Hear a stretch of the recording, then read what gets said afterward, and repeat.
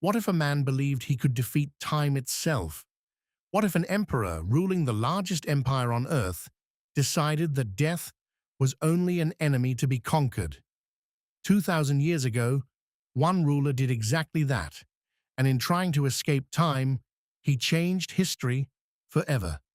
Part 1. How it started. In the 3rd century BCE, China was divided by endless war.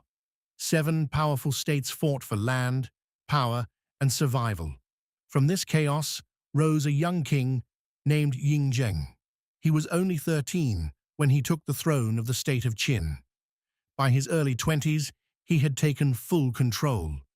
He was intelligent, disciplined, and ruthless when needed. And he had one clear vision: unity. Over the next decade, his armies crushed rival kingdoms one by one. Cities fell, kings surrendered. By 221 BCE, the wars were over. For the first time in history, China was united under one ruler.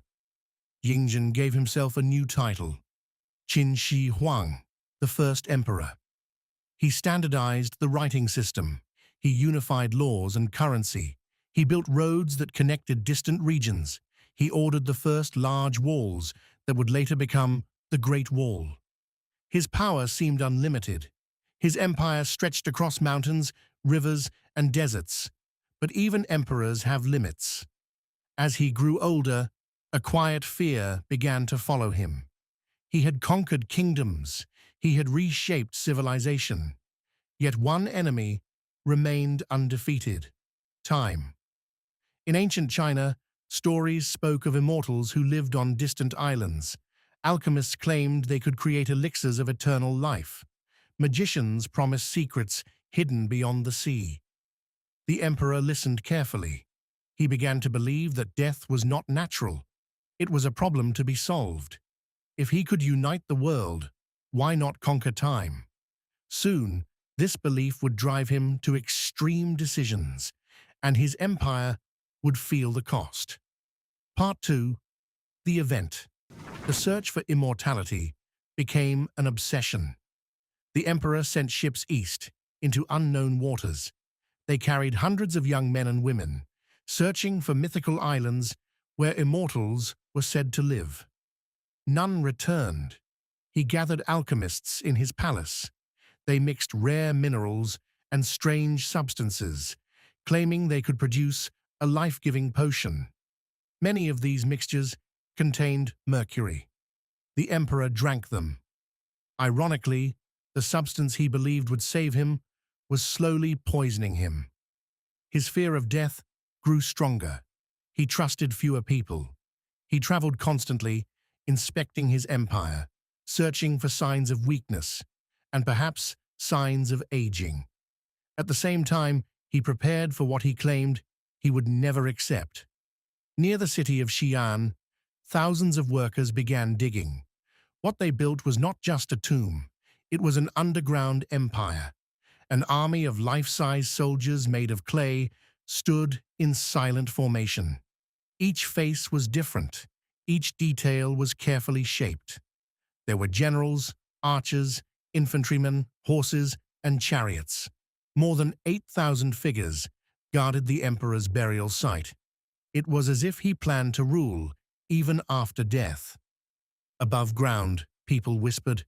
Heavy taxes and forced labor caused suffering.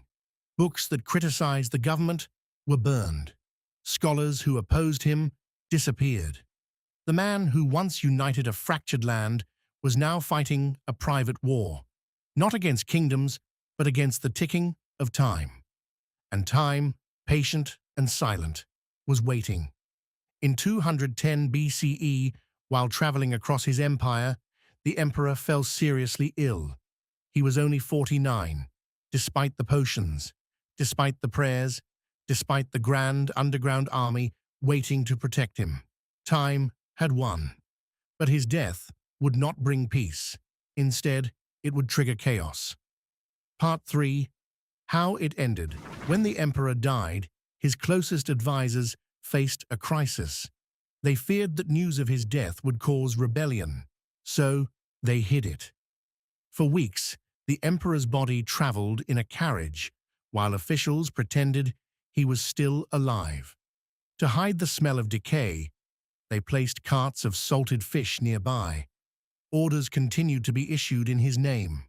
Seals were stamped. Messages were sent. It was a strange final attempt to control reality, even after life had ended. Eventually, the truth could no longer be hidden. Power struggles erupted inside the palace. A weaker son took the throne, manipulated by ambitious ministers. Rebellions spread across the empire. Within just 4 years of the first emperor's death, the Qin dynasty collapsed. The empire he built with iron will and endless ambition dissolved almost as quickly as it had formed. Yet his influence did not disappear. The idea of a united China survived. Future dynasties kept many of his reforms: the writing system, the roads, the central government structure. His tomb remained sealed for more than 2,000 years. Farmers discovered the terracotta soldiers by accident in 1974. When archaeologists began to uncover the army, the world was stunned. Thousands of silent clay warriors still stood guard, exactly where he ordered them. They had outlasted him. They had outlasted his dynasty. They had outlasted almost everything. The emperor who tried to defeat time had become part of time itself. His name is still remembered.